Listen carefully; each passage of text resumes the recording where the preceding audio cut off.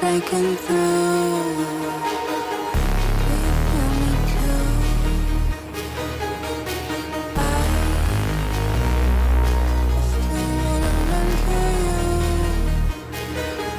Am I breaking through?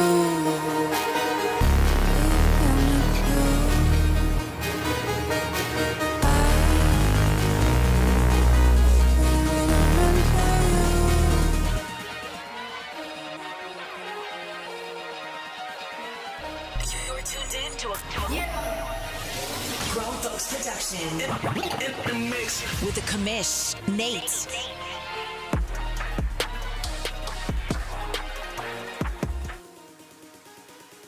What's up, everybody? Welcome to Press Pass Live, your weekly podcast show. What's up, Bird? Good to see you. Actually, no, it's not good to see you, Bird. You're a jerk. I don't want to talk to you, Bird. I'm just kidding. I appreciate you guys tuning in tonight. We're going to try something different. The Press Pass Live show is your weekly podcast show for the OMFL, the world's oldest and longest online Madden CFM. Started in 2001, still going strong here today, and we appreciate you for tuning in tonight. We're going to do something a little bit different. We're going to do a around the horn style show. At least that was the plan. And then two of the four who said they'd be here or not here and not answering. So that is sort of on pause, but I think we're still going to try to do this as much as we can. Let me welcome in two of the four people. Matter of fact, I guess we can technically go ahead and change some of this. It's going to look a little funky, but we're going to take this one away. We're going to take this one away. And we're gonna do the same over here. We're gonna take that guy away. We're going to take that guy away. Let me welcome in Mr. Big Hurt of your Minnesota Vikings and Mr. Maniac of your Buffalo Bills and the Deuce. Fellas, how are we doing tonight? I'm doing well. Maniac's not doing it all. He probably unplugged his microphone for the third time again tonight. My guy's just unplugging this. Might have the goat with him. You never know with Mr. Maniac. Hopefully, there he is. Hopefully, Mr. Dwayne and hopefully Mr. Trey are able to jump in here. I don't know. They work. They have families. They got a lot of things going on. But either way, we're going to try to have ourselves a really good time. Guys, we're going to try to do a little around the horn. I keep saying PTI, but it's around the horn style. So let's go ahead and jump right into it. I'm going to cover a couple of the games that we just got through not too long ago. Let me move this stuff over here.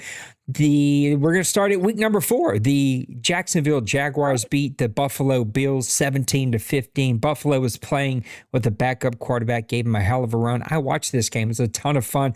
Buffalo drove, missed a field goal right there at the end that could have won it. It was a really good game. Chicago with a 27-7 victory over the Los Angeles Rams. The Miami Dolphins with a 20-16 victory over the Philadelphia Eagles. The Carolina Panthers squeaking out a 2-point victory over the New York Jets, 30-28. The Houston Texans, man, we're going to talk more about them, 24-20 over the Atlanta Falcons. Arizona Cardinals on a hot streak this year, 38-24 over Pittsburgh Steelers. Cincinnati falls to New England 28-23. Your Minnesota Vikings with a 31-21 victory over the Green Bay Packers. Cleveland with a 24-14 victory over the San Francisco 49ers. I'm not sure that was really played. It might have been a CPU game. Kansas City with a 30-17 victory over the Vegas Raiders. The Denver Broncos with a 34-10 victory over the Baltimore Ravens. The Indianapolis Colts with an 18-16 victory over the Chargers. Detroit with a 38-21 victory over the Saints. Seattle with a 24-13 victory over the Tennessee Titans. Dallas squeaks by with a 17-10 victory over the New York Giants. And Washington rounds out week number 4 with a 24-17 victory over the Tampa Bay Buccaneers. We can only talk about one of these. I want to talk about the Indianapolis Colts and the Los Angeles Chargers. Colts come away with an 18-16 victory. Guys, is this a bigger win for the Colts or a bigger loss for the Chargers? For me, I think this is almost, you have to look at it as a bigger loss for the Chargers. Coming out of the season that he had, this last season that he went deep into the playoffs, and I know the Colts have kind of having a resurgence, but just for the fact that the Chargers reloaded in the offseason, had a lot of pieces that he had brought in. It was looking like, he was just really making a push, and then to get this loss here, I think, to me, that you look at this, I think this has got to be a little bit more of a shocker on that end that he lost this game. And it was just a real close game. There wasn't a lot of points scored. In fact, all the points basically for the Chargers were scored in the second half there. So, I mean, they made a late push, but just really, it's got to be disappointing with the season that he had to get this loss here, especially against a team they may be vying for a playoff spot.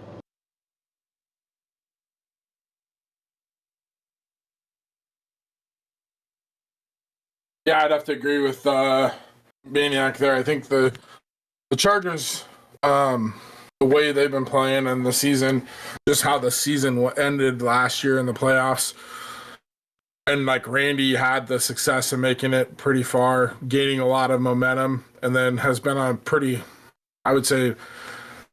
decent streak to start the season here. This go around, I think this is definitely a bigger loss for the Chargers there.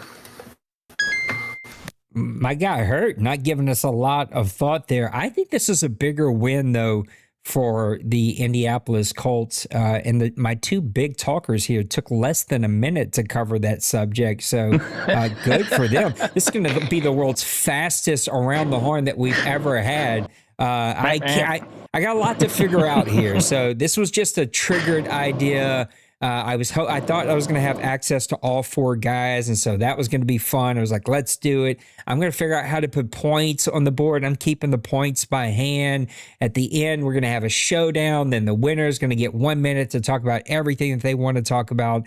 We're going to go 2 minutes per game that we break down. So this should be a lot of fun. We'll work out the wrinkles and we'll get there over some time. But that is a look at week number 4. I'm going to keep checking the chat. I don't know if Mr. Trey and Mr. Dwayne are going to join us. Dwayne didn't answer me, so I feel like maybe he's got some better plans tonight. And Trey did tell me he was going to be busy. In week number 5, the New England Patriots come away with a 21-17 victory over the Philadelphia Eagles. Arizona Cardinals 21, the Minnesota Vikings 14. Dallas comes away with a 20-17 victory over Chicago. We'll start using the names of the owners here because everybody can see the names that are on the screen. Bird with a 17-48 loss to Fleury, a big loss. Bird even told me that got away from him in the second half. He said he threw like three pick sixes in a row, just kind of got crazy there. Cincy Bird with a big victory over Roger, 34-28. Your Maniac and the Buffalo Bills get a 24-21 win over Massimo. Tim with a 24-23 victory over Trey. We talked a lot about this game as a preview. Trey getting to go back home and play his team. Falls short by just 1 point. Bill with a 26. Oh man, it's hard not to, right? It's where he won championships, many championships there, and he's rebuilding Washington. Bill with a 27-22 victory over Kevin. Pittsburgh and Mr. Penguins with a 45-14 victory over Jay Bowles. Priest with a 21-10 victory over D Money. Not sure that game actually got played. Not trying to take anything away from Priest. Maybe it was played. I think I remember poking my head in this game, so maybe it was played. I'm not sure. Everything becomes a blur in this league. Mr. Denver with a 37-27 victory over Luca. Mr.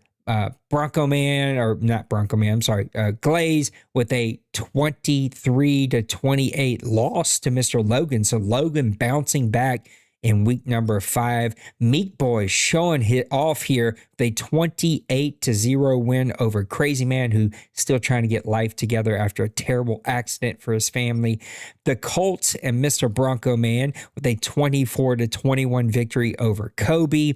Mr. Nipples and his Ravens fall 34-20 to Little Koch. And then the Saints in my team with a 35-7 victory over Nicesonger.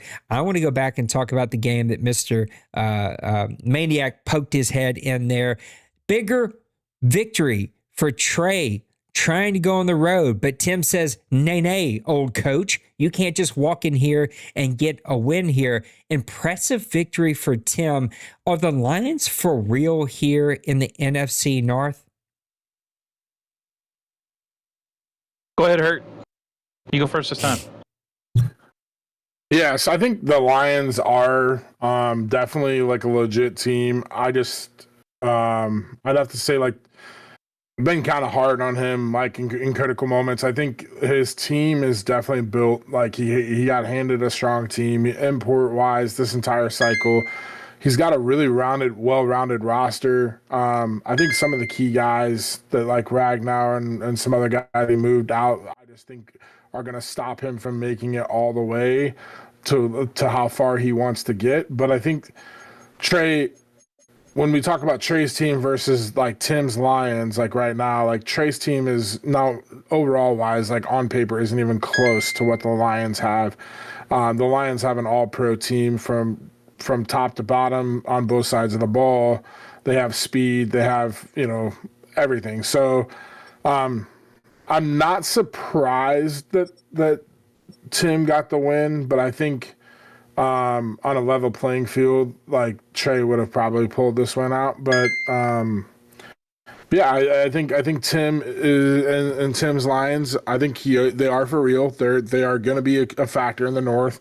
They were last year, but I think there's just certain games that he's going to struggle. And I think when it comes to the end, I don't know that he's going to make it, to the NFC Championship game or be, an OMFL Bowl contender. He's definitely a playoff contender, though. Well, I'm kind of going by looking at it by the glass is half empty look, and especially these two games I've talked about so far.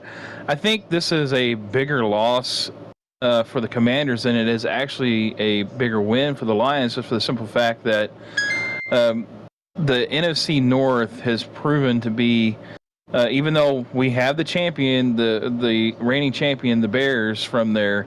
The North has just proven to be the league, the division that eats itself up. Guys will beat around on each other. But with the NFC East, you have the Cowboys that are so dominant, and right now he's 6-0, and you're the Commanders, and you got the Giants that have been really solid so far this Madden, and you take that loss. It's going to be really a tough loss for you. Going into this part of the season. 4-2, yeah, it's not the end of the world, but the Commanders, I think, it really kind of sets them back, especially if they're trying to position themselves against the Cowboys. And we all know that this league is really tough, and trying to position yourself for a playoff spot. And sometimes those types of losses right there will come back to haunt you at the season end. So. Oh, he didn't even finish the thought. My guy just said, all right, I'm done. I heard the buzzer. I mean, if I'd have known that's all it took this whole time to have a little buzzer, I'd have had a buzzer a long time ago. You could finish that thought, though. No, I just think that at this point in time, when you're getting close to the season end, these type of losses really will affect you down the road, and it could be significant when you're trying to jockey for that playoff spot. All right, I got it tied 6-6 here. It looks like our other two buddies aren't going to show up tonight. So it's a rough go at Around the Horn, but it's okay. We'll get it figured out for the next one, and hopefully all the guys can kind of try to make it there. Well, there's one that's supposed to be here in the chat right now, so he's got time to be in the chat. Hopefully he's not driving and in the chat right now. He said he was at practicing. My Saints fell to Bird and his Cardinals 31-14 to start off week number 6. This was a big-time game. Kevin flexing with 35-32 win over Bronco Man. I got to be honest, love Bronco Man to death. I am so proud that he's pushing himself to put on a video and doing it. I had to turn this off after a quarter. My guy was ranting and raving. I feel like I carry that anger into my games sometimes. Mr. Beal with a 27-0 win over Massimo. Mr. D. Wayne with a 20-17 victory over Trey. So 2 close losses back to back for Trey. Baltimore and Nipples bounces back with a 21-16 victory over Luca. Watch this game. It's very close. Came down to the very end. Cincy Berg with 2 big victories in a row, 31-7 over Lost. Jacksonville and Nicesonger bounces back in week number 6 with a 35-27 victory over Roger. Mr. C Murder Colin, the champion. Yeah, I felt like I got that wrong, but Colin, the champion, with a 38-6 victory over Joker, which was pretty astonishing. Then we had a sim game against San Francisco and LA, so I'm not going to talk about that one. The Chargers and Logan with a 42-24 victory over Jay Bowles. Little Koch with a 28-27 victory over Meat Boy. Mr. Penguins with a 30-24 victory over Maniac. Flurry flexing his muscles, 37-14 victory over Big Hurt. Sorry, Big Hurt, got to cover him.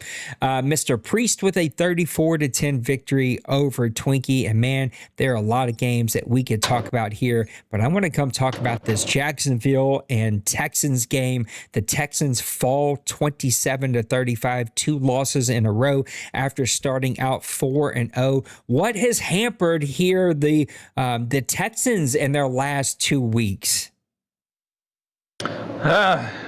Just looking at kind of some of the things that may have went wrong. Obviously, this game the 4 turnovers by Stroud, that's got to hurt you. I mean, that's and I'm not sure exactly what he did the previous week, but more than likely, probably interceptions probably got the best of him in that game as well. I think Roger has definitely proven so far this season that he can compete. He's obviously putting together a really good season. He was 4-0, I think, at one point in time. But those turnovers will definitely be something that will derail any kind of success that you can have going in the season. And kudos to the Jacksonville Jaguars.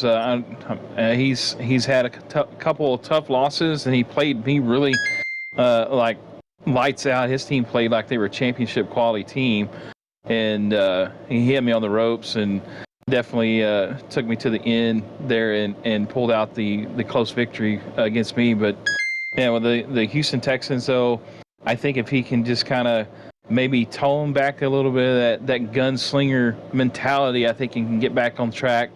But he's got to maintain his identity, but maybe rein it in just a little bit. Big Hurt's going to catch up with the flow of this game here sooner or later.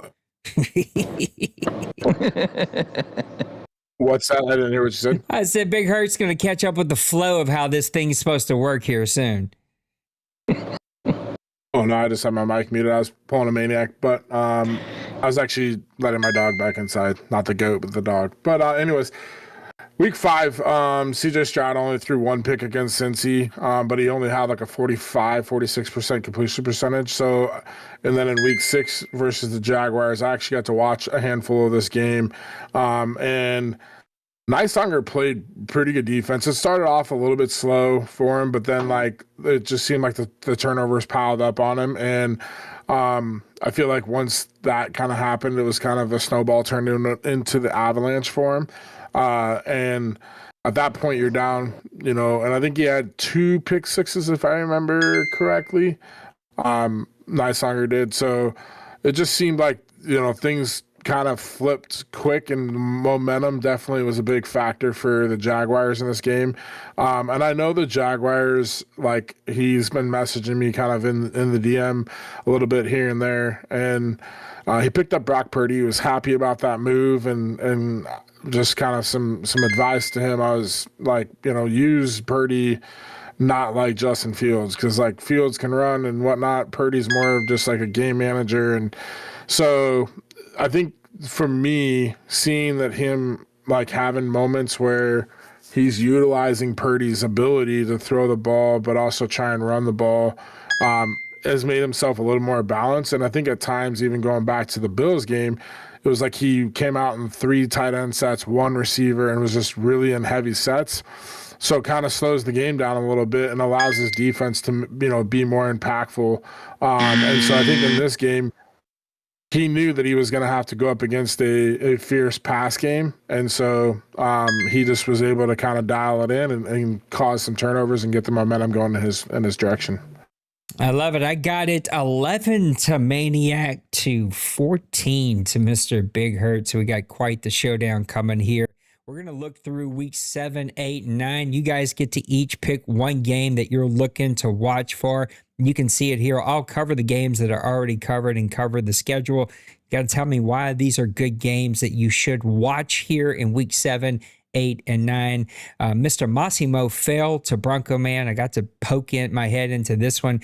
I did make minor tweaks, and then I looked at these first 2, or I guess technically first 3 scores now, and I went, oh no, did I break it? So these scores have made me pause, but we'll talk more about that at the very end. Massimo falls to Bronco Man 42-14. Arizona Cardinals and Joker with a 51-22 victory over Little Koch. Colin and the Cowboys, I don't know what I'm thinking. Colin and the Bears with a 40-24 victory over Priest. The other games still to be played, Saints and Eagles. Texans are going to travel to view the Titans. Bills versus Patriots. I don't know why I'm reading them off like this, but Penguins versus Nipples. Flurry versus Beal. Kevin versus Crazy Man. Let's see if that game even gets scheduled. Bird versus D. Wayne. Mr. Tim versus D. Money. Logan versus Luca, and then finally Denbrew versus Bronco Man. Mr. Big Hurt, who are we watching for in week number, 7?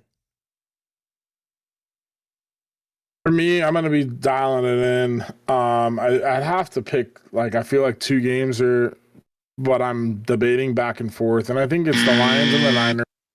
I'm sorry. Yeah, I said pick one game. I got picked 2. Well, I mean, so I got those, but and the Lions and the Niners, I think, is a game that could be really a measurement of kind of where Tim's at. But if I had to pick the one game that I'm for sure and telling everyone to make sure that they're tuning into, for me, it's going to be the Chiefs and the Chargers. I think this is just a classic battle for the AFC West. Shocks fan, he is trying to kind of make himself relevant and a staple consistency factor into the division. But right now, they're chasing the curtails of the Broncos, and the Broncos have been really hot. And so I think this game is just going to be kind of like whoever loses, you're kind of really putting yourself in a long season grind. Whereas if you can win, you can stay within a game or so. And then that head-to-head matchup versus Denver really can easily be, I catch that ground, I become tied with them type of thing. So this game is going to be a big one for that division. So I would say Shocks fan and Logan for me for the game to watch. I like it. Mr. Maniac, what's the game you're watching in week number 7? Well, the game that I'm watching is going to be against the Browns and the Broncos, because these two guys are currently top of their division. So the Broncos are 4-1 right now, and the Browns are also 4-1. So this is going to be kind of maybe a possible playoff matchup that could be possibly in the future if these two guys maintain their position. But both these guys are coming in really playing good football right now. You look at the points scored for the Browns right now, they're 127 points, which they're actually tied for last in their division. But the defense side, they're playing spectacular, only giving up 78 points so far on the season. You look at the AFC West, again, the Broncos are kind of similar. They're also last in points in their division, 122, but the defensive side is what's maintaining their lead right now in that division. They only give up 83 points so far on the season. And so I think the defense is what's going to be a showcase in this game. Whoever makes the most mistakes are probably going to be coming out with a loss in this game. But I look for this game to be one that's going to be a grinded out type of game, especially with how they're doing so far on the season. We may see a couple pick sixes, but look for the quarterback that makes the most mistakes, probably going to be on the losing side of this one.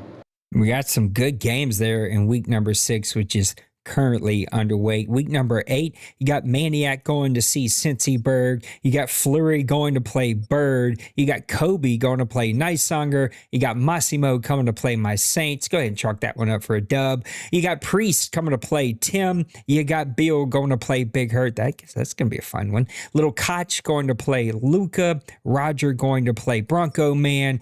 Penguins going to face off against Crazy. Mr. Jay Glaze going to go play Trey. I don't know why. I trying to see the PlayStation names and relate that to the names they go by in Discord. There's like a pause in my old brain sometimes. Meek Boy is going to go play Colin. Jay Bows is going to go play Twinkie. Nipples is going to go play Logan. That'll be a good one. D-Money going to go play D-Wayne. There's no way that game actually happens. I'm just calling it right now. There's going to be some death in the family or some trip that's going to happen. Something's going to happen to keep these guys from playing. The universe doesn't want to see it till it counts. And then finally, Denbrew going to play Joker. That's going to be a great one to finish off week number 8. Maniac, what are you watching for in week 8? Well, I'm watching to see if the Texans can actually bounce back and get rolling. They're currently right now tied for first place with the team that they're going to be playing also this week, the Colts. So this is going to be a good matchup within the division. Both guys are playing really solid on offense as you look at their offensive points for the season. But this division definitely is not the defensive division at all. Like there's points being given out by the defensive side. Like you get a point, you get a touchdown, whatnot. But I think really entertaining game though. The Texans have definitely figured some things out. He's playing really solid on offense. If he can just get his defense kind of going a little bit, maybe make a little less mistakes here and there. The Colts really have bounced back, I think, tremendously. He's kind of had a rough start as well, off and on, but he's 4-3 in the mix of things.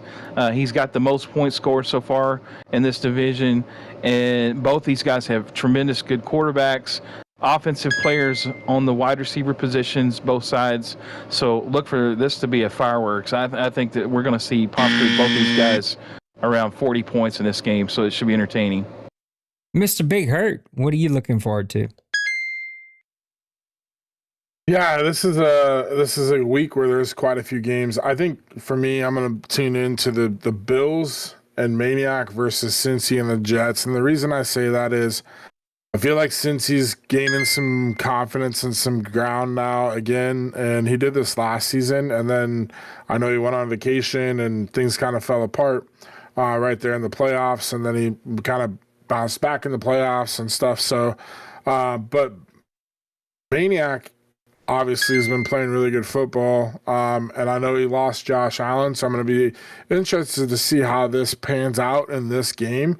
But the way this division shapes up is going to be why I like this matchup, because not only division, but also for seeding purposes, it just seems like each season so far this cycle, this matchup twice a year has been things that have come down and impacted the playoffs on who's getting a wild card or, one or two top seed type of thing. So I think this game, just this matchup, these two teams, both playoff caliber teams, and like I said, it just has so much impact playoff wise on not only being a wild card, winning the division, but also like how the seeding shape up for these teams and the rest of the AFC. So for me, I'm tuning into the rivalry of the Bills and the Jets.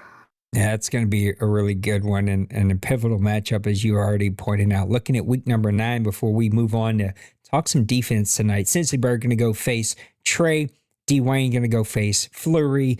Colin going to go play Priest. Tim going to go play Luca.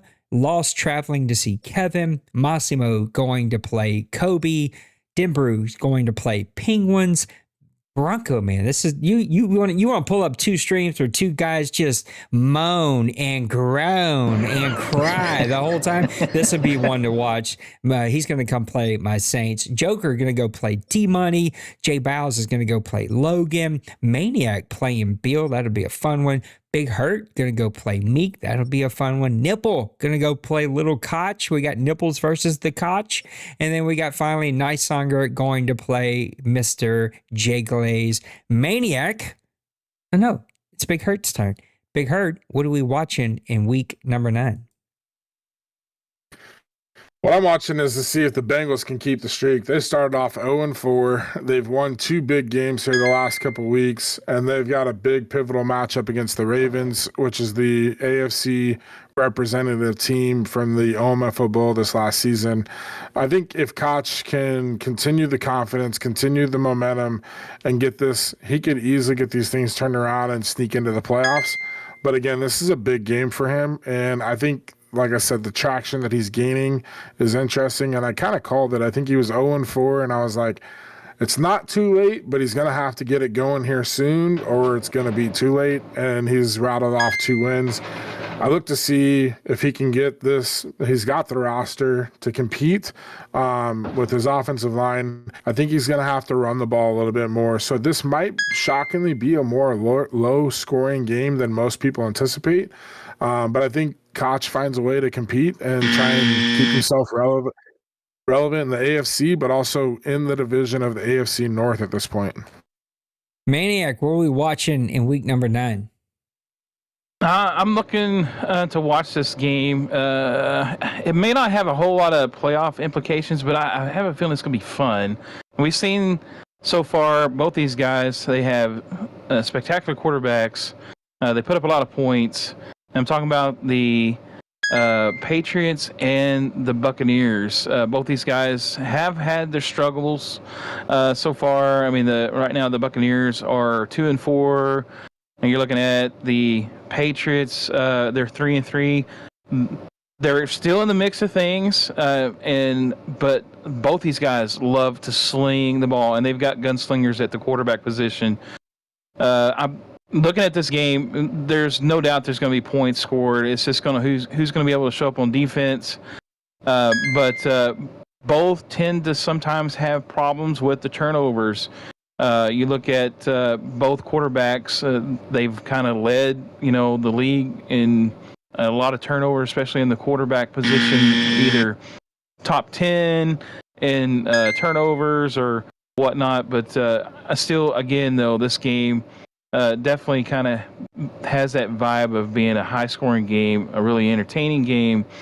And if you tune in and watch it, no doubt it's going to be entertaining. So just tune in and watch. These guys will not disappoint. Guys, we got a tie game here. We 25-25. We covered week 7, 8, and 9. And now it's time to talk some defense. And it just hit me as we're talking about it. What's up, Nice Songer? What's up, Kicking? What's up, Bronco Man? I made a pretty massive mistake, and so I'm cheating a little bit on accident. I didn't send Big Hurt the agenda, so poor Big Hurt got thrown in this in the excitement of me trying a new idea and did not get the agenda at all. So that's going to be on me, but that's okay. We're going to figure it out together. We're talking defense here in the OMFL. I thought that this could be a fun subject, and next week we will cover the offense. And the way that I wanted to frame this question to help Big Hurt just a little bit as we get into that, but I want to talk about suffocating defense. So give me a team that you think is playing great defense and break it down. Why are they breaking defense? Why are they playing great defense? How do they play great defense? How are they doing it in the league? I'll let you go second, Big Hurt, since I'm sort of putting you on the spot. So, Mr. Maniac, I'm going to come to you first. Who is playing suffocating defense? And break it down. How? Why? What are they doing to get there? Really, truly, honestly, there's quite a few guys that are actually playing pretty good defense.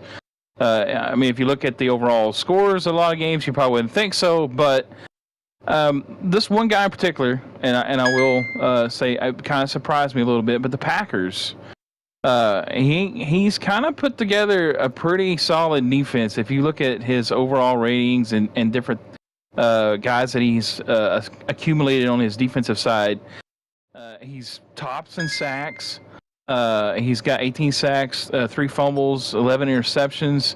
Now, he has given up 152 points, but his rush defense is pretty solid. Not the greatest, but still pretty solid. He makes you really kind of work for it. But I think where he really kind of has come a little bit out of his shell, I think it's on the passing defense. So his passing defense, because he gets after the quarterback, he makes you work for every yard on offense, especially passing the ball. And with the 18 sacks, I have a hard time getting to the quarterback. But he seems like every time you watch his games, he's after the quarterback. He's getting sacks. He's causing interceptions. And I know he hasn't had the success or the overall a record so far, but he has been doing it really well on defense. And if he can get things put together, we might see a different Packers team. But for sure, though, the stats are there, and he is really making his mark, especially on getting after the quarterback, rushing the quarterback, and getting the turnovers. Mr. Big Hurt, sorry for putting you on the spot, but I'm glad that I remembered to try to buy some time here. Who is the team that you think is playing really great defense, and then break it down? How are they doing it? Well, for me, I think I'm gonna have to go with the Bears. Bears are the excuse me. The Bears are the OMFL Bowl champion, but he is in the top 10 offensively in points per game. But also, if I look at defensively, he's top 5 in points allowed per game. And I think it's, obviously common sense when you're scoring a lot, especially the way his offense can be kind of fast scoring at times. Your defense gets put in situations where they're on the field more often. And on top of that, they're also having to, play in a more in a high scoring game, or those opportunities for the other team. Not to mention, he's in the NFC. He's had a top schedule. And a first place schedule, so he's had a pretty rough schedule opponent wise, strength of schedule wise is what I'm trying to say. So I think it's interesting to see that he's keeping his points up there in 10th or in the top 10, but he's also top 5 defensively, and this guy has every piece to just frustrate you. The defensive line, the linebackers, he's got the safeties, he's got the corners, and he showed that in last year's playoff. It's shocking for me to call, because I always kind of viewed Colin as just like a heavy pass, like feed it to DJ Moore when he had DJ Moore, and now he's got Tyrone Watts or whatever his name is, and Roma Dunes, and he's killing it with those guys. But he's secretly putting a pretty solid defensive campaign together in this season, being a top 5 defense as well. Look at that. You get a little buzzer and you give points away, and these guys don't even take 2 minutes to get through their answer. I'm kind of digging it, but I'm going to have to come up with more subjects for us to talk about here pretty soon, because we're rolling through it. I'm kind of liking where we're at here. All right, let's go open up the OMFL mailbag. That is the thoughts on some of the top suffocating defenses here in the OMFL, and Bird opened up the chat here tonight, which has been a little quiet, a little more quieter than normal. Everything is not working the way I thought it would be. I thought it's going to be a great show. People are going to be here ready for it. We've got all 4 of our guests ready. 2 of them no-showed, and the chat's been pretty dead here. But the OMFL mailbag is not dead. There's some really good questions, one of which that we did want to wait on. So Mr. Trey asked this, and again, it's just going to be open. I'm going to let you guys figure out the flow here, and I'm going to give out points to guys that I think are giving some really good points. I think we still have a tie game. We're tied at 35 each, but Trey said, create the perfect OMFL player based on these attributes: offensive game plan. I think he means OMFL coach, but offensive game plan, defensive game plan, offensive reads, defensive user ability, and friendly banter. You could only use one user at a time. I'm going to let you guys do some thinking, and I'm going to go ahead and run through these myself. Offensive game plan, well, that's a good one. There could be a plethora of different guys that I would think about here. But I need to pick one, and I'm trying to think, who do I think overall could just absolutely find a weakness in your team and throttle you. I would pick Trey. I think Trey's a really good offensive game plan player. Defensive game plan, I'm going to be lazy on this one. I'm taking D-Money. That guy absolutely suffocates you time and time again. Offensive reads, I'm going to pick one that I think is a little outside the box, and because I just watched him go 17 for 18 with 2 picks, which means he did not have an incomplete pass. He just threw 2 of them to my team. But Bird, it feels like Bird's sitting next to you. He is the most frustrating, unfun guy for me to play, and I cannot wait till I get to boot him from this league and never have to play him again. Defensive user ability, this could go a lot of different ways. I think both of you guys could be mentioned here. Cincy Bird could be mentioned here. Kobe, well, we watched Kobe really put a lot of pressure on people. I'm taking Dwayne, though. I'm going to be lazy. That guy just takes away the middle of the field, forces you into some tough plays. Friendly banter, that's a tough one, because those 2 words don't go together, and I'm not sure anybody here does it friendly. But if I would say the most friendly guy that I could pick, there's a lot of guys that I could pick as most friendly, but I'd say Bird. He's probably the most active, kind person, though. He can be a pretty smart aleck player as well. I can't pick Bird because I've already picked Bird. So, Shocks fan. And though, Shocks fan isn't all that active in the chat. Let me think. Dang, that's a tough one. I would pick, you know what? I'm gonna pick an outside the box one. I'm gonna pick Nice Songer. He's pretty active in chat, really friendly guy, does it pretty well. I'm gonna go ahead and I'm gonna pick Nice Songer for this one. I'm gonna let you guys decide who's going first on this one, but give me some friendly banter, some reads, some game planning. Who's your perfect OMFL coach?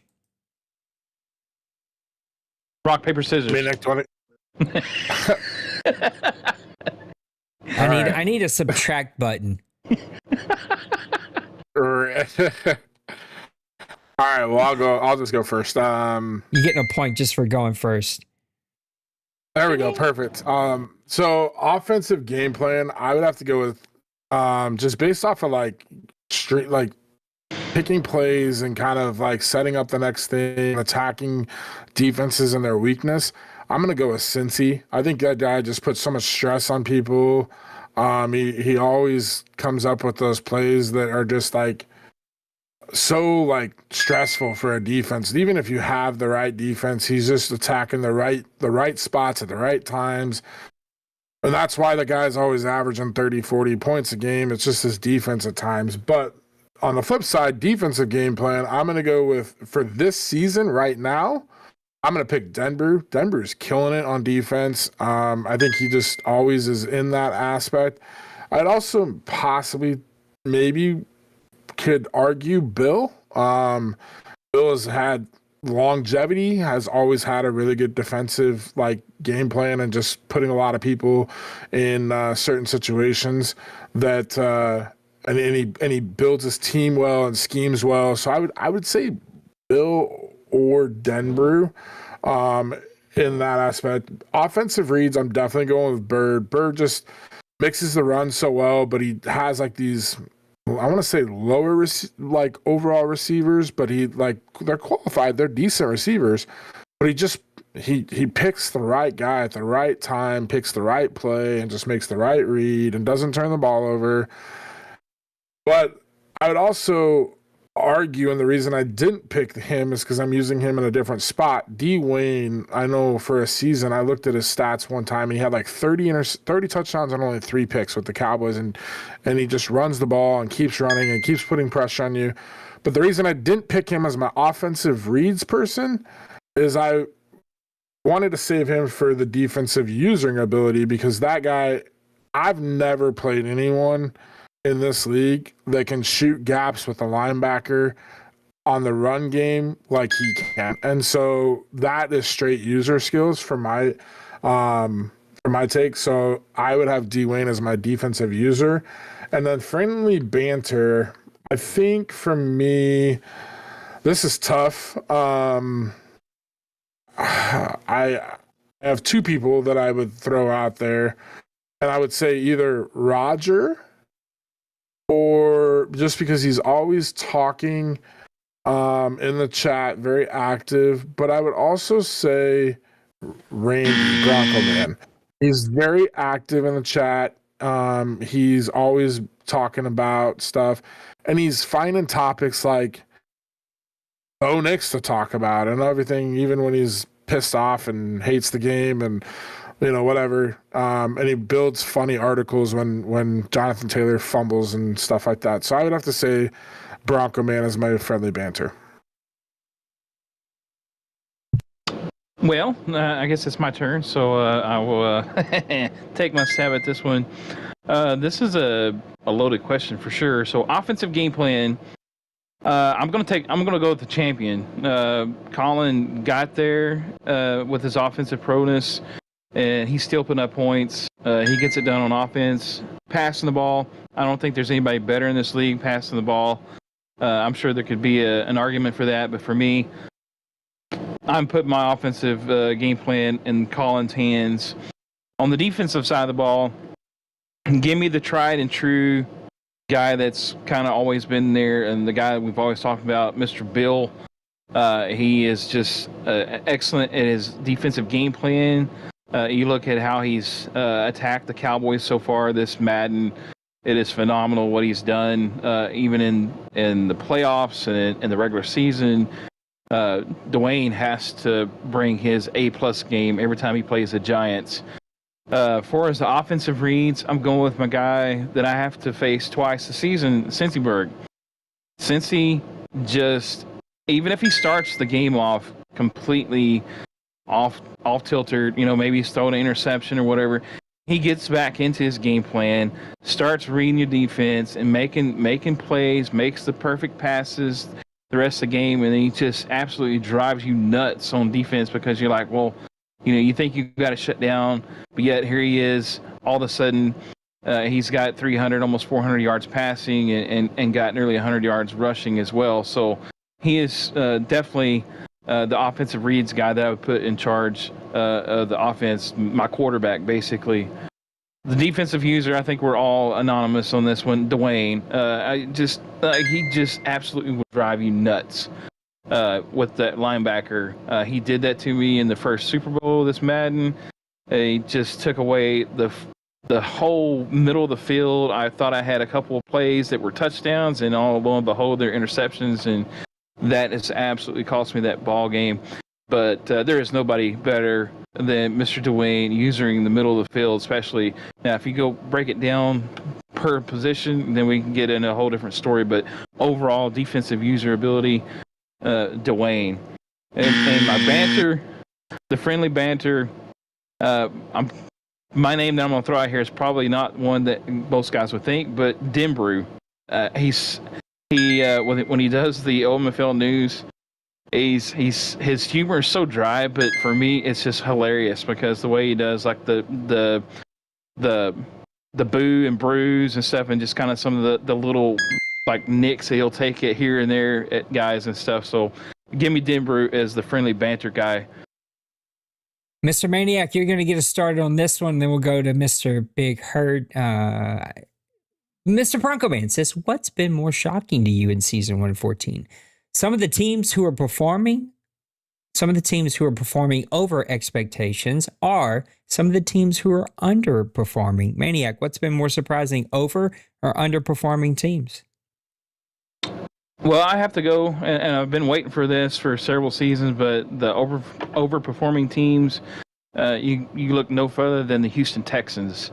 Roger has been playing absolutely great football.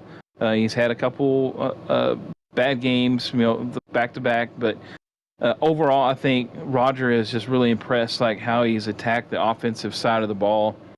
And we know he's an offensive guy, but just the fact that he's in the race right now at this point in the season, he's leading that division. That speaks volumes for Roger, and I'm excited to see him there. And there's other teams that we could throw in there that are over expectations, but for me, that is the team that just jumps out at me whenever I start thinking about this question. And so Roger and the Texans, man, he's if there's anybody that you can put out there to sling the ball around the field, put Roger in there, because he's going to get you some points on fantasy football. Mr. Hurt, what's more surprising, overperforming teams or underperforming teams? For me, I'm going underperforming. No disrespect to the teams that are having success, Jay Gliz, Roger. I'm happy to see that, but I'm going to go with the under. I'm going to take the angle of the underperforming teams, and the reason I want to take that route or that angle is because of this. You got the D-Money, who's at 2-4. I can't remember the last time D-Money was below 500, third place in his division. Bill, who just was in an OMFL Bowl 2 seasons ago, back on All-Pro, he's 500. And Trey, which is not like disrespectful by any means, but Trey has a much less talented roster, and he's above Bill in the East. On the flip side, you've got Shocks fan Logan. I figured one of you guys would be leading that division, and you guys aren't in first place. Neither one of you guys are in first place of the AFC West. I really thought Massimo would be back on track, picking up Max Crosby and making some moves that he did in the offseason. And so I thought the Dolphins would be back in the mix, and he is not at 1-6. And then Kobe was another former champion here, just not, a couple seasons ago, and he's at 1-4. And then the last guy that I had was the Bengals with Koch, and he started off 0-4. He's bounced back and got 2 wins. But those teams right there are all teams that I picture in my head before this season as OMFL Bowl contending champion, winning teams that could win this season. And obviously things are playing out, and that's changed a little bit. But these are all teams that I thought, well, yeah, Koch could win, or Kobe could come back and win, or Bill could be in the picture. And now I'm sitting here looking at it, and I'm like, are some of these guys even going to have a chance at even like making a run at a playoff spot? So that's why I would take the angle of underperforming. Like I said, no disrespect to the guys that are having success, Glaze, Roger, and some other of those teams. But Mr. Priest will go Big Hurt and then Maniac using the current roster for the season. These are tough because, it's so hard to have the databases pulled up, but you guys can figure it out. What player would you select to make your beast mode front seven for a 3-4 defense? Defense spelt with a C. It's a new one for me. Right in, just picking Priest, sorry. Right in, left in, nose guard, Sam, Mike, Buck, and Will. I think this is Priest's version of trying to brag that he knows all of these positions. Mr. Big Hurt, who are your picks for right in, left in, nose guard, Sam, Mike, Buck, and Will? Well, Priest, I'm very happy that you know your verbiage and lingo and a defensive layout. But yeah, that's a tough one. I think for me, I would have to go my 2 middle linebackers. I would have to go DeMarvin Overshown from the Dallas Cowboys. Fred Warner would be my other middle linebacker. You could put one as the Mike and the one as the Will. It doesn't really matter. I'd probably have Fred Warner more on the Mike just because he would probably end up covering the tight end a little bit more, and I think he has better coverage skills than DeMarvin Overshown. But either one of them has enough speed to play on the Will linebacker and make up ground from the backside. So those would be my 2 middle linebackers for sure. I would say my outside linebackers, that's a tough one.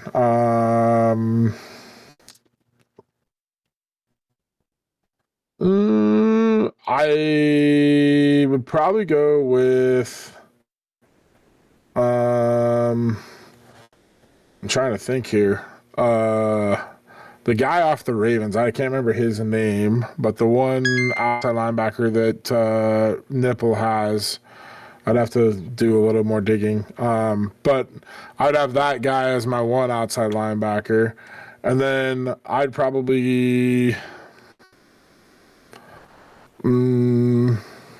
go Parsons as my other outside linebacker. And then my defensive line, I'd have, in the OMFL for reasons, I'd have Lucas Van Ness as one of my defensive ends. And then I'd probably go Floyd Shivers from the Bucks as my nose tackle, and Marquise Thomas from Detroit. And it's easy for me to pick those guys because I play them twice a year, so I know their names a little bit better. But I would say those would probably be my guys that I would go off of for my ends, and then Floyd Shivers. And the reason I know him is because I was very interested in Vita VA at one point, and Shivers has seemed to be a nice fill for that spot. So that would be my front seven for the OMFL purposes. I dig it. You did good. Maniac, you had plenty of time, so hopefully you were able to do a little bit of homework. Who's your front seven, bud? My front seven, I know looking at the 3-4, it's a little bit different than like a 4-3, but some of these guys you can plug and play at any position. Give me Myles Garrett for a right end. He's big enough to play. He could play an outside linebacker or a defensive end in a 3-4, but I think he's stout enough, strong enough to play that right end. Myles Garrett. Looking at your left end, this is kind of like piecing together a squad that you could also afford because salary cap's probably going to come into effect as well. But Byron Murphy, the young guy from the Seattle Seahawks, he's 6'1", 308. He can nearly play defensive tackle, but I think at the left end, I think that's a key for like a power rusher / run stopper. And he's got all the tools that he can do all. He's not like a 99 overall type player, but still a guy that would fit that scheme and possibly what you're trying to put together. The nose tackle, this guy's got to be a monster. Got to eat some turf and some space. And I really actually like the Jalen Carter from the Eagles. He's 6'3", 314 pounds. He's not just a fat blob, but he's big and wide and takes up space.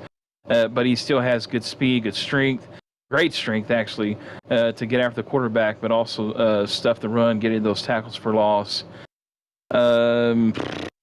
Your Sam linebacker, yeah, pretty. I'm excited that you know all that stuff too, but. Really, like when you start getting into this, like you're wanting to get some guys that's got some speed off the edge, and I think you can look at with our current roster. He says current roster for this season. I'm taking my guy Mike Bolden. He is 6'4", 257. He's fast, athletic, can blaze off the edge, rush the quarterback, but he can also drop back in coverage. This guy can just do it all. He can put his hand in the dirt, rush, and the passing situations. Middle linebacker, I'm going to be taking, I think, looking at the current rosters, give me Roquan Smith. I think he mans the middle really well. He can get after the quarterback, but he can also just absolutely cover the middle of the field. And then give me Isaiah Simmons. He's also another fast guy that can just do it all and get after the quarterback and also but cover the main thing is those two middle linebackers. They got to cover the field and be able to cover and then also attack the run. The other outside linebacker, give me Micah Parsons. You can't go wrong with Micah Parsons. Mr. Bronco Man, these are great answers, by the way. You guys are doing awesome. We'll go Maniac and then Big Hurt. Bronco Man says, you're in a tie game late in the fourth quarter. Do you trust your offense more to go and score to win it or take the lead, or do you trust your defense more to get a stop?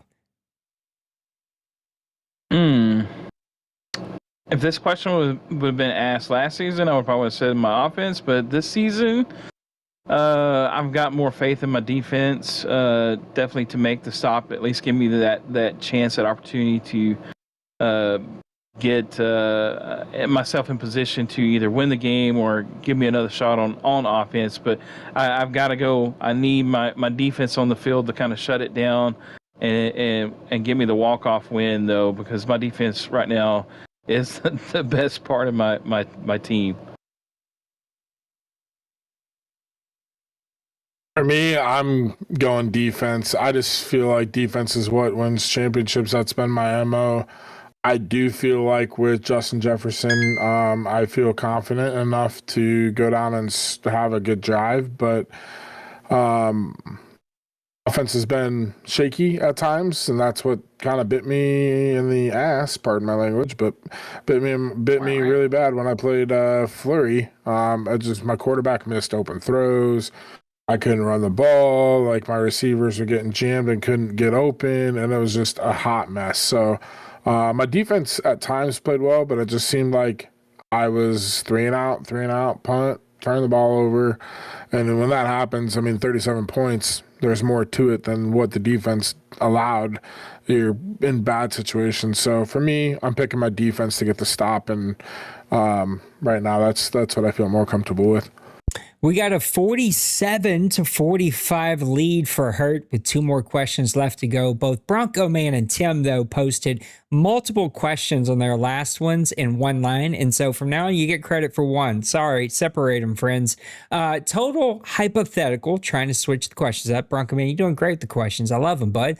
Let's say that the OMFL does a total reset and does a startup fantasy league where all active players enter the draft pool. What 3 positions are you prioritizing in the draft? What positions would you be more okay with developing versus guys that are already good? So where are you going in your top 3 draft picks, and what are you prioritizing over guys that you can develop? Mr. Big Hurt, you're up first, bud. Well, if we're doing a hard reset and what positions I'm going after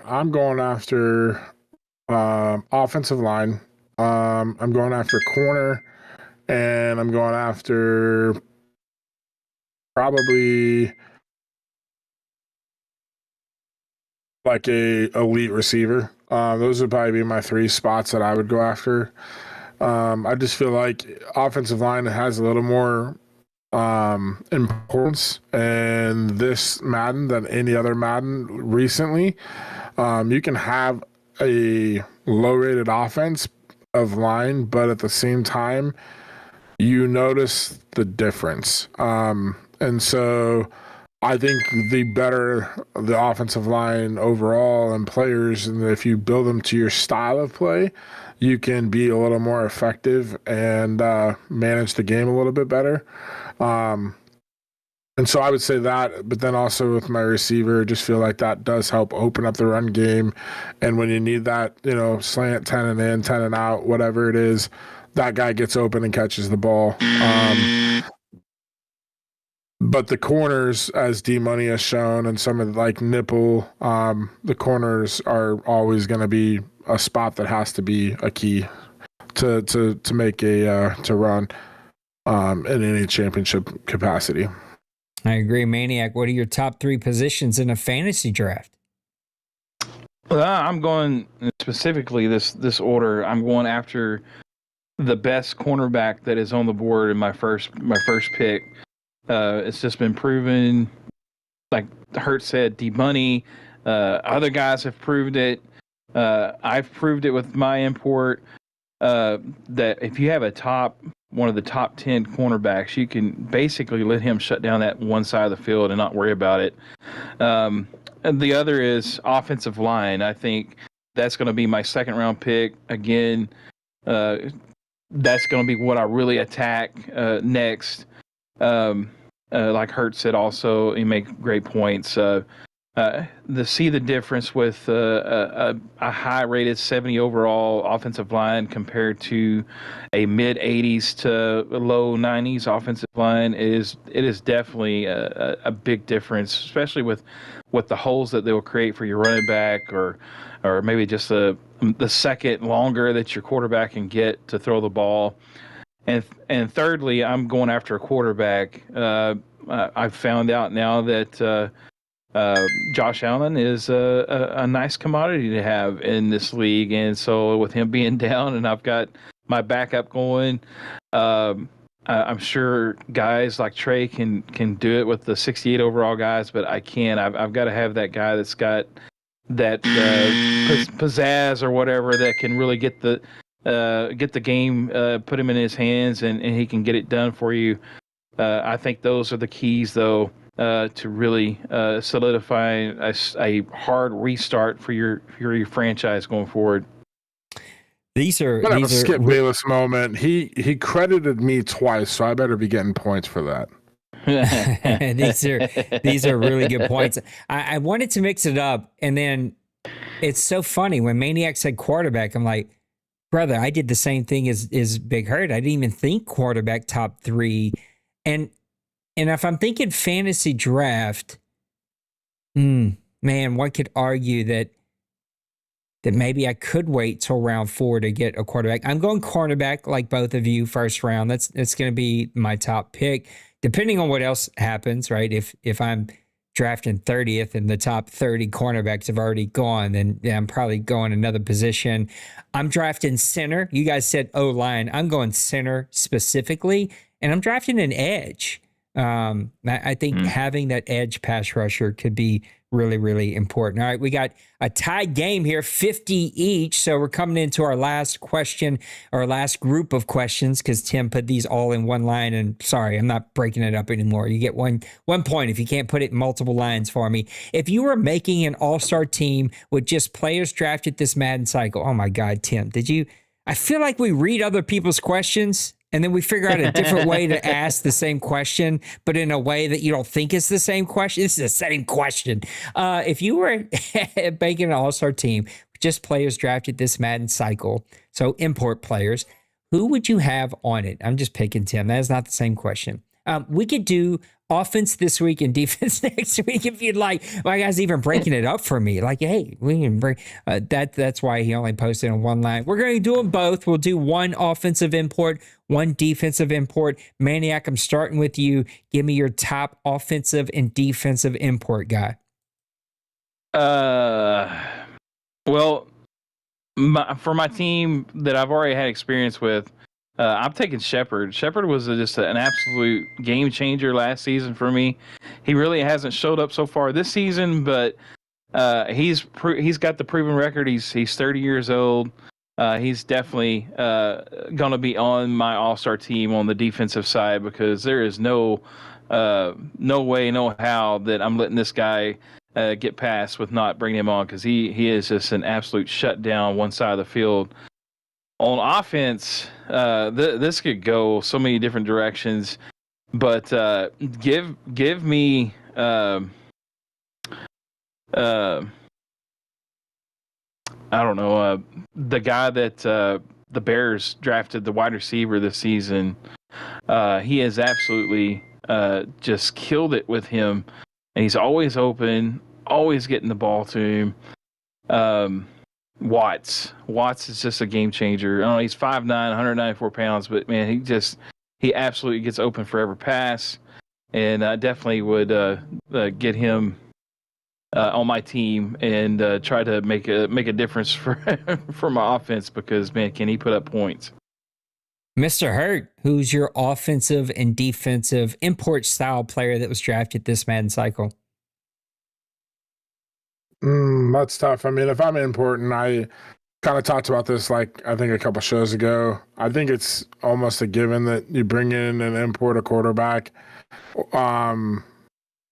because you can go get that receiver in the draft. You can go get the running back in the draft, offensive line, that kind of stuff. But like, the quarterbacks are hard to find once you find that you like one. And also that if you can get one, for the majority of a cycle, he's cheaper. It helps you build that team in other areas and kind of fill the roster out. So with that being said, I would go with Danny McDimes. I just think McDimes has played pretty well for a quarterback drafted. It's hard. There's a few other quarterbacks, but I would say McDimes is a guy that's played really well and importable, in my opinion.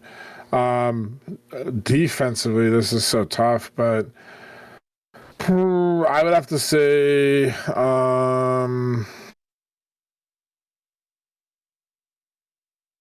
going to go with what's the corner for the Bears? Is it Sutton, I think is his name? He's like 6'4". I think give me a second. I'll look it up. I think it's Sutton is his name, if I remember right. But he is no, Jalen Belton, sorry, is his name. He's 6'3", 213 pounds, so he's got the size to compete, but he's also got the speed to compete. And we just talked about how corners are so important.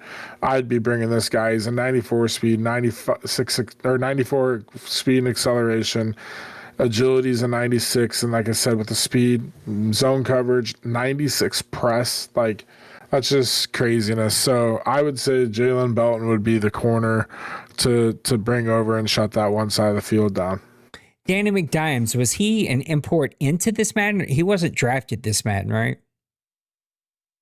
I think he was drafted the very first season of this cycle. Okay, all right, there you go. I thought he was an import. Well, we can't blame Roger for that terrible name. Then, sorry, Roger, get off the hook for this one. I thought it was going to be his fault. I got to agree with you for all the reasons that you said. Offensively, I feel like you can pick up a lot of other positions to fulfill a lot of other needs, but quarterbacks, man, they're tough, and this has been a tough cycle to pick up a quarterback, and so I think I would lean Danny McDimes as well. I'm trying to think through all the other ones. I feel like all the other ones were imports into this Madden cycle, not drafted this Madden cycle. I could totally be wrong. I know a few have started this season, but nobody's really blowing you away. And then I look at the Bears and like, just pick anybody off of that team. Like, he's built such a good team. Maybe you could say the same about the Ravens, the last two guys in the OMFL Bowl. But I think that Colin has done a really great job drafting, and his teams could be just a ton of fun to watch. All right, we got a winner by 1 point, only because I can't take away points, because there's a couple times guys should have had some points taken away. But 53-52, Big Hurt. You get 1 minute on the clock to talk about whatever you want. Take off now. Well, I appreciate it. It was a fun show to kind of talk about the different aspects and a lot of great questions. For me, I think the OMFL this year has just been really. This whole cycle has been really good. The parity has been great. We talked about underperforming and overperforming teams, and I just hate the word overperforming because I love seeing the parity. I love seeing teams and knowing that anybody can win on any given day. The old term, any given Sunday, it's alive and it's relevant here in the OMFL. And so I think that's great for the league for a whole. We've had some new guys that have won in the OMFL Bowl and represented in the OMFL Bowl championship game, and that's just again, we come to this place to play, to disconnect from everything, and the fact that we have the kind of parity that we have and everything else, you couldn't ask for any more. Good point by Nysanger in the chat. The Lions with Fargus, yeah, he'd be another good one. And the 49ers did draft and develop a pretty good quarterback. Guys, this is fun. I know we got some kinks to work out and got to figure out the flow a little bit. I got to get points on the, I don't even know if I'll be able to do that. I'm, there's only so many fingers I have here to run a show. I need one of those cool control panels like he does. Look, that show's going off the air, so maybe they'll send me their control panel and I can have it. But what a really good show. My closing thoughts to put on this as we wrap things up are that these last, or I shouldn't say last, I should say first three scores for my minor tweaks have deeply concerned me that I have broken it. But also after talking to a couple of owners in those games, it feels like those could have been games that just kind of got away and got weird. So I'll wait to play it myself. Here's what I did. I went down 2 points on coverage, defensive coverage, and defensive reaction, but I upped the speed by 2. So speed went to 55, which means faster players and slower players have a bigger gap. So faster players should play a little quicker and smoother.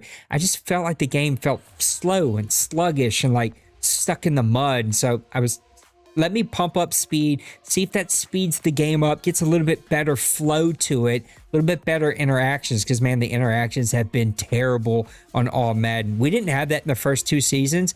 It's really bad this season. Watching these DBs just literally stand there and do nothing is maddening. I watched my DB and my linebacker in 2 different plays literally run away from the play, like stop and run away from the play. It's maddening. So I took down the coverage, up the speed, thinking that fast, because we have so many fast DBs, they'll automatically kind of be in better coverage anyway. So let me dumb down the coverage. I also upped the run blocking.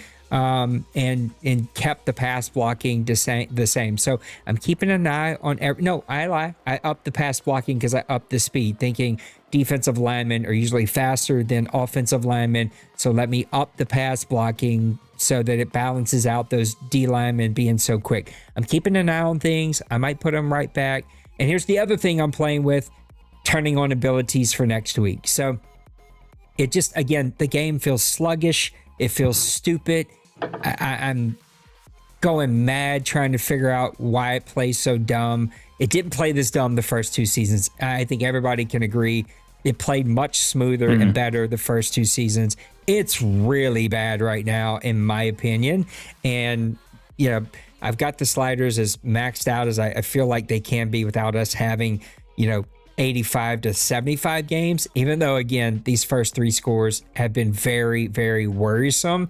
And we just got another one. Oh, no, I think we covered this one, 40 to 24 Bears over the Packers. So, again, I'll look at the stats. I'm going to play it myself and then make some decisions, but we may tweak those a little bit more. And I may just kind of make a decision after talking to a few board members tonight to turn on abilities and see if that helps balance it out. I don't think it will, but at this point, I'm shooting at the wind, trying to do anything to make All Pro enjoyable because it is not enjoyable. Love the content. This was a fun show. And if I know these guys the way I think I know these guys, hopefully Wayne and Trey will be able to join us for the next show. Wayne will probably be on nights, so hopefully Trey can. But Trey and Hurt will now hopefully be guests every Monday. We can have 3 to 4 guests on, and we'll do this around the horn style. And again, if I know these guys, they're competitive and they're going to push each other to try to win. Guys, thank you for making time for us tonight. Hit the like button if you'd enjoyed tonight's show. Leave a comment if you weren't here. Let us know what you thought about this style of show. I figure more voices, more thoughts. And who would have thought? Get a little buzzer and a time clock, and these guys wrap it up. They know how to stay within the time. So I appreciate these guys making time for me. Until next time, take care of yourselves. Take care of those around you. Know that I love you. You matter. And I cannot wait to see you again soon. Until then, God bless. You're going down, Hurt.